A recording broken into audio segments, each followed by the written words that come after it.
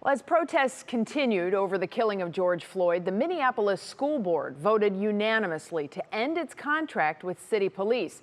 This week, its sister city, St. Paul, followed suit.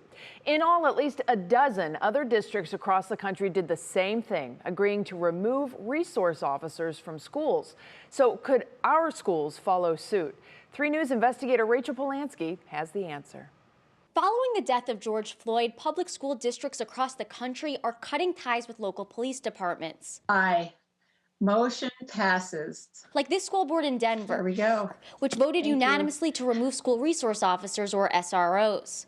A move that Cleveland-based school safety expert Ken Trump calls a knee-jerk reaction. Unfortunately, these decisions are being made in a politically charged, emotional context that's due to broader issues out in the school community, and it's going to put children and teachers in unsafe positions down the road. Opinions aside, 3 News Investigates wanted to know, could this happen here? So I emailed this message to more than a dozen Northeast Ohio school districts. Of these 5 that responded, I'm told there are no plans at this time to remove SROs. In fact, many superintendents believe the officers bring value to their schools, like Westlake's Dr. Scott Goggin, who says SROs do a wonderful job educating students, often as early as elementary school.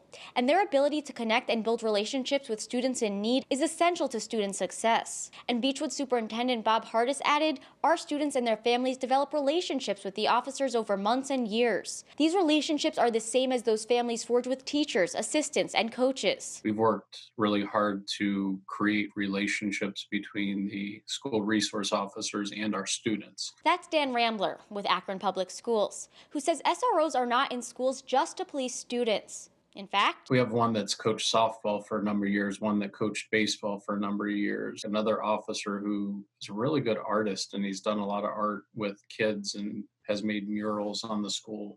3 News talked with that Akron SRO 2 years ago. They found it cool that the cop in their school could do something that they could relate to. As school districts across the country continue to do away with resource officers, it's unclear what the future holds.